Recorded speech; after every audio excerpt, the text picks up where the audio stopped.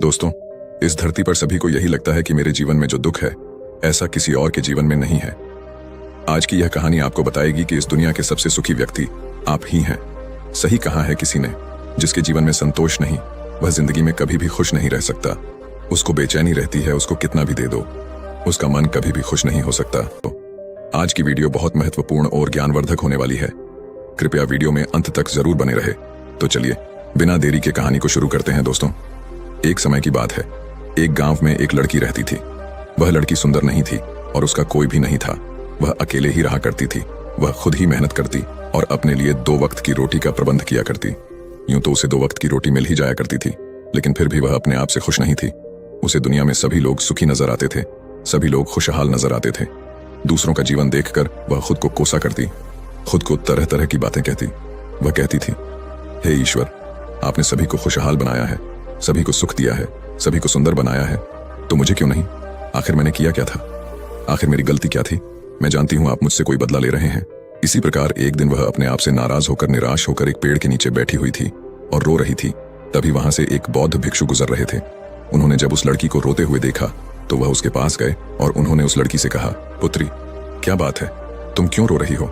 इसका जवाब देते हुए वह लड़की उन बौद्ध भिक्षु से कहती है, हे गुरु, मुझे कोई प्यार नहीं करता, मुझे कोई पसंद नहीं करता, क्योंकि मैं काली हूं, मैं सुंदर नहीं हूं और मेरे रंग को लेकर लोग मेरा मजाक बनाते हैं। मेरा कोई नहीं, मेरे पास तो धन भी नहीं है। इस दुनिया में हर कोई सुखी है, हर किसी के पास सब कुछ है, हर कोई अपना जीवन खुशहाली से जी रहा है। सभी के पास सब कुछ है, तो मेरे पास क्यों नहीं? आखिर मैंने क्या किया था? आखिर इसमें मेरा क्या कसूर है? क्या मुझे सुखी होने का हक नहीं? क्या मुझे अपना जीवन खुशहाली से जीने का हक नहीं? उन बौद्ध भिक्षु ने उस लड़की की सारी बातें ध्यानपूर्वक सुनी और उसके बाद वह उस लड़की से कहते हैं, पुत्री, अगर तुम मुझे उस व्यक्ति से मिलवा दो जो अपने जीवन में सुखी हो, तो मैं तुम्हें एक ऐसी चीज दूंगा जिससे तुम सुंदर और सुखी दोनों बन जाओगी।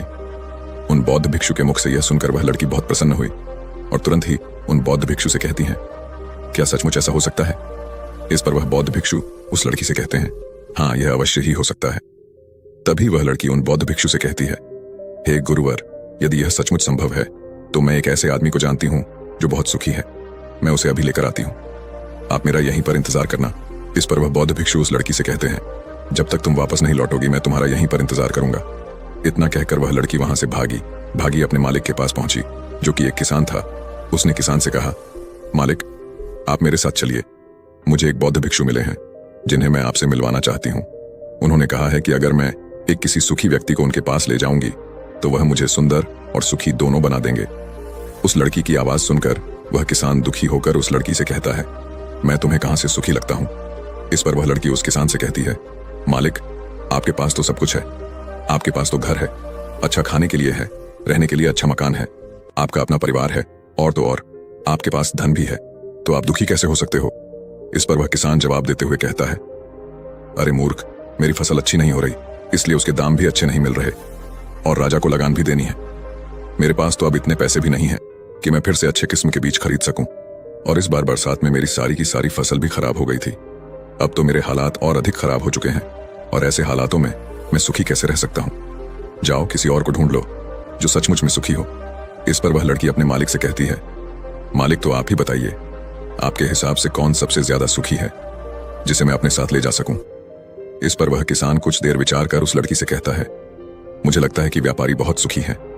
उन्हें ना तो फसल उगाने की चिंता है और ना ही फसलों की देखरेख करने की।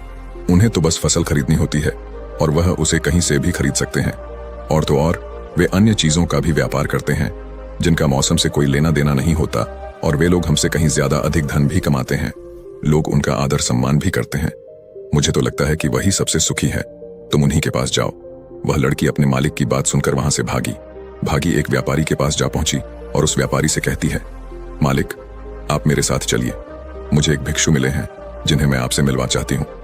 उन्होंने कहा है कि किसी ऐसे सुखी व्यक्ति को ले आओ जो सचमुच सुखी हो, और उसके बाद वह मुझे एक ऐसी चीज देंगे जिससे मैं सुंदर और सुखी दोनों हो जाऊंगी।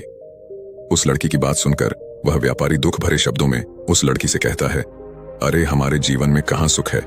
चारों ओर से तो हमें दुख ने ही घेर रखा है। चोर लुटेरे, हमें सबका ध्यान रखना पड़ता है। व्यापार में अभी बहुत घाटा भी चल रहा है, और तो और राजा हमसे अतिरिक्त कर्ज भी वसूल रहे हैं, जिससे व्यापार करने में बहुत दिक्कत आने लगी है। हमें सुरक्षा भी नहीं मिल पा रही। जीवन पर हमेशा कोई ना कोई संकट मंडराता ही रहता है। मुझे तो ऐसा लगता है कि मुझसे दुखी इस दुनिया में और कोई नहीं। इस पर वह लड़की उस व्यापारी से कहती है, परंतु मालिक, आपके पास तो इतना धन है, आपके पास इतनी जमीन जायदाद है, आपके पास इतना अन्न है, रहने के लिए इतना बड़ा मकान और खाने पीने के लिए हर प्रकार की सुविधाएं हैं, इसके बाद भी आप दुखी हैं। यह बहुत अजीब सी बात है। मुझे तो लगता था कि आप बहुत सुखी होंगे। खैर कोई बात नहीं, कृपया करके मुझे कोई ऐसा व्यक्ति बताइए जो आपके हिसाब से बहुत सुखी हो, जिसे मैं उन बौद्ध भिक्षु के पास ले जा सकूं। इस पर वह व्यापारी कुछ देर सोच विचार कर उस लड़की से कहता है, मुझे लगता है कि राज्य के अधिकारी बहुत सुखी हैं। वह सीधा राजा से संबंध रखते हैं, उनके पास अधिकार है और वह धनवान भी है। वह चोर लुटेरे और डकैत से भी नहीं डरते, और वही लोग हमसे धन भी वसूलते हैं, और हमें उनके सामने उनके आदर में झुकना ही पड़ता है, और सभी लोग उनका बहुत मान सम्मान भी करते हैं। मुझे नहीं लगता कि उनके जीवन में कोई भी दुख होगा, और मुझे लगता है कि वही सबसे सुखी है। काश मैं भी राजा का एक अधिकारी होता तो मैं भी अपना जीवन आराम से बिता रहा होता। इस पर वह लड़की उस व्यापारी से कहती है, मालिक, क्या आप किसी अधिकारी को जानते हैं? क्या आप मुझे उनसे मिलवा सकते हैं? मैं उन्हें अपने साथ ले जाऊंगी। अगर वह सबसे सुखी हुए तो इसके बाद मुझे वह बौद्ध भिक्षु कुछ ऐसी चीज मुझे देंगे जिससे मैं भी सुंदर और सुखी हो जाऊंगी। बताइए ना, आप मुझे किसी अधिकारी से मिलवा सकते हैं? मैं आपकी बहुत आभारी रहूंगी।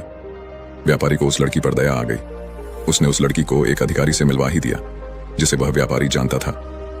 लड़की ने अधिकारी से मिलने के बाद उस अधिकारी से कहा, मालिक, आप मेरे साथ चलिए। मुझे एक भिक्षु मिले हैं जिन्हें मैं आपसे मिलवाना चाहती हूँ।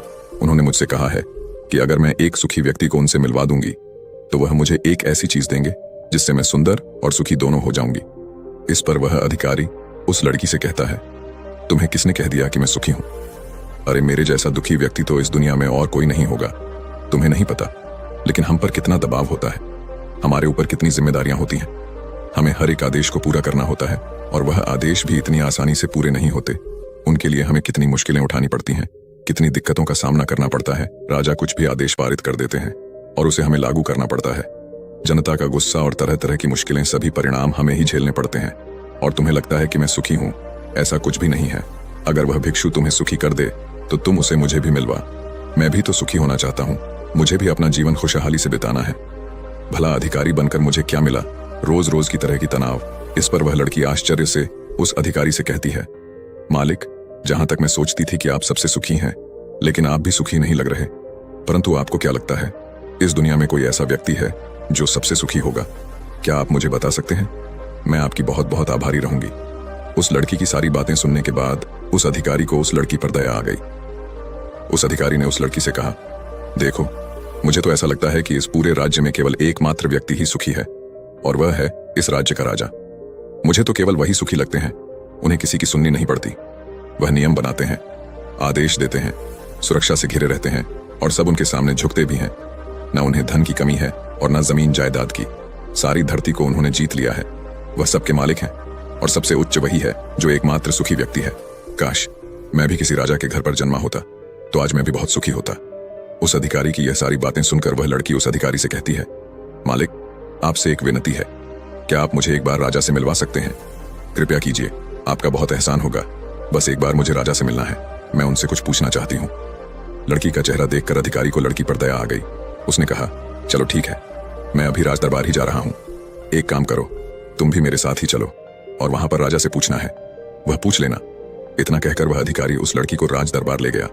राज दरबार में पहुंचने के बाद अधिकारी की विनती करने पर राजा उस लड़की की बात सुनने के लिए तैयार हो गए, और उस लड़की को राज दरबार में बुलाया गया। राजा ने उस लड़की से कहा, बेटी, तुम अपनी बात निडर होकर कहो, तुम्हें क्या कहना है?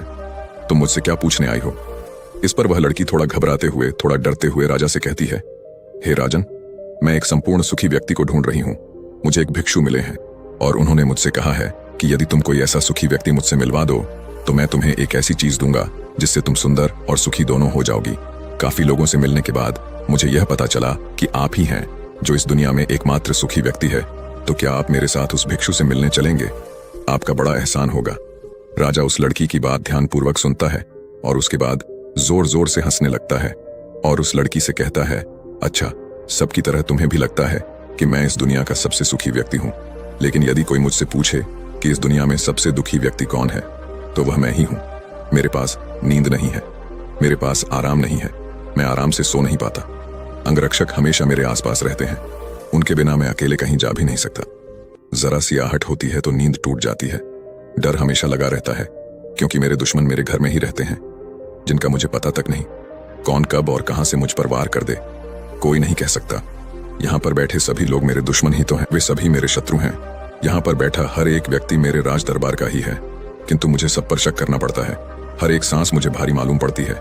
इतने बड़े राज्य की जिम्मेदारी उठाना इतना आसान नहीं। तुम्हें लगता होगा कि राजा के पास तो सभी ऐशो आराम है, धन है, दौलत है, जमीन जायदाद है, उनके पास किसी चीज की कोई कमी नहीं है, और इस हिसाब से तो उन्हें सुखी होना ही चाहिए। किंतु मैं तुम्हें बता दूं कि यह सब सुख नहीं देते। इस पर वह लड़की राजा से कहती है, हे राजन, क्षमा कीजिएगा, परंतु यदि सुख धन दौलत नहीं देती, जमीन जायदाद नहीं देती, ऐशो आराम नहीं देता, तो क्या हुआ? कम से कम सुंदरता तो सुख देती है।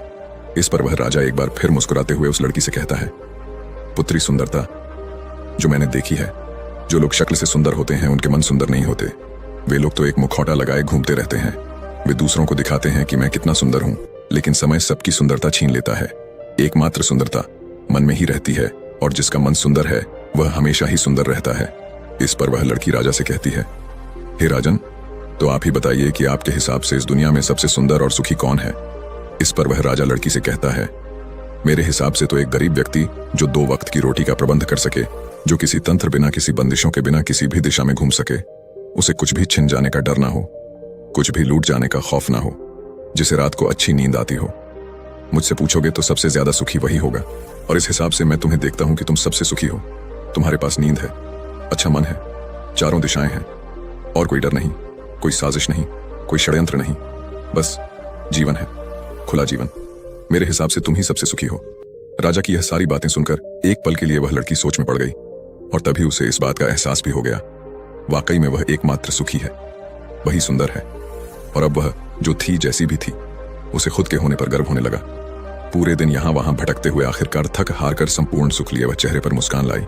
प्रकृति से बातें करते हुए वह उन बौद्ध भिक्षु के पास वापस लौटी, और उसने उन बौद्ध भिक्षु से कहा, हे गुरुवर, मैं यहां से गई थी तो मुझे लग रहा था कि मैं ही सबसे दुखी हूं और मैं ही सबसे बदसूरत हूं, लेकिन यहां से जाने के बाद जैसे जैसे मैं लोगों से मिलती गई, मुझे यह एहसास होने लगा कि इस दुनिया में सबसे सुखी व्यक्ति तो मैं ही हूं। हाँ, यह बात और है, मैं किसी सुखी व्यक्ति को आपके पास ला ना सकी, क्योंकि मुझे लगता था कि मुझे छोड़कर सब सुखी हैं। लेकिन बात तो कुछ उल्टी ही हो गई। यहां तो मुझे छोड़कर सभी दुखी हैं। सभी को किसी ना किसी चीज का डर है, कुछ ना कुछ खो जाने का डर है, कुछ ना पाने का डर, खुलकर ना जी पाने का डर। इस हिसाब से तो मेरे पास सब कुछ है। मैं खुशी से झूम सकती हूँ, गा सकती हूँ, जहां मन करे वहां जा सकती हूँ, और 2 वक्त की रोटी का इंतजाम करने के लिए मेरे पास यह हाथ और पैर भी है। मुझे किसी चीज का कोई गम नहीं। मेरे पास ऐसा कुछ नहीं जिसके खोने का डर मुझे सताए। इस पर वह बौद्ध भिक्षु उस लड़की से कहते हैं, पुत्री, आखिरकार तुम्हें वह सुंदरता और सुख मिल ही गया। अब से तुम सुंदर और सुखी हो। यह कहकर वह बौद्ध भिक्षु वापस अपने आश्रम लौट गए, और वह लड़की भी अब जान चुकी थी कि वही सबसे सुंदर और सुखी है। अब उसे किसी बात का कोई गम नहीं था। वह कभी अपने आप पर अफसोस नहीं करती थी, बल्कि वह अपने आप में हमेशा खुश रहती थी, हमेशा मस्त रहती थी। दोस्तों, हमें भी ऐसा ही लगता है कि हमारे पास कुछ नहीं और सामने वाले के पास सब कुछ है। वह कितना सुखी है, उसके पास हर चीज है, हर ऐशो आराम है, हर सुविधाएं हैं, किंतु ऐसा है नहीं। यह केवल आपके देखने का नजरिया है। असली सुख तो आपके पास ही है, और वह है संतुष्टि। यदि आप अपने आप से संतुष्ट हैं, आपके पास जो कुछ भी है उसमें यदि आप खुश हैं, तो आपको कोई भी गम डरा नहीं सकता, आपको कोई भी दुख परेशान नहीं कर सकता। किंतु हमारी सबसे बड़ी तकलीफ यही है कि हम खुद को नहीं बल्कि दूसरों को ज्यादा देखते हैं। दूसरों से हम ज्यादा प्रेरित होते हैं, और उनकी खुशी देखकर हमारे भीतर ईर्ष्या का भाव उत्पन्न होने लगता है। हमें तकलीफ होती है कि उनके पास इतना सुख कैसे है और हम इतने दुखी क्यों हैं। हम केवल उनकी तरफ ही नजर गड़ाए हुए हैं। हमने तो अपने पास देखा ही नहीं, हमारे पास क्या है हम उस पर कभी ध्यान नहीं देते, बल्कि हम तो हमेशा इस पर ध्यान देते हैं कि हमारे पास क्या नहीं है। और यही नजरिया आपको दुख और तकलीफ की ओर ले जाता है। आप चाहकर भी सुखी नहीं रह पाते, क्योंकि आपने अपना नजरिया क्या नहीं है उस पर गड़ा रखा है। वहीं पर यदि आप इस तरह से सोचे कि मेरे पास बहुत कुछ है, रहने के लिए अच्छा घर है, खाने के लिए अच्छा खाना है, पहनने के लिए अच्छे कपड़े हैं, कम से कम 2 वक्त की रोटी का आपके लिए इंतजाम भी हो जाता है, लेकिन बहुतों के पास तो यह भी नहीं होता, तो क्या आप सुखी नहीं हैं? क्या आपके पास वह सब नहीं है जो उनके पास नहीं? जरा एक पल के लिए सोच कर देखिएगा। तो दोस्तों, आपने आज के इस वीडियो से क्या सीखा वह मुझे आप कमेंट में बता सकते हैं। उम्मीद है कि आपको आज की वीडियो पसंद आई होगी। तो इस वीडियो को उस इंसान को शेयर करें जिसे इस कहानी को सुनने की जरूरत है, और उसी के ठीक बाद हमारे चैनल को सब्सक्राइब करें। तो चलिए फिर मिलते हैं ऐसी एक और नई वीडियो में एक नई सीख के साथ। तब तक के लिए अपना ख्याल रखें। धन्यवाद।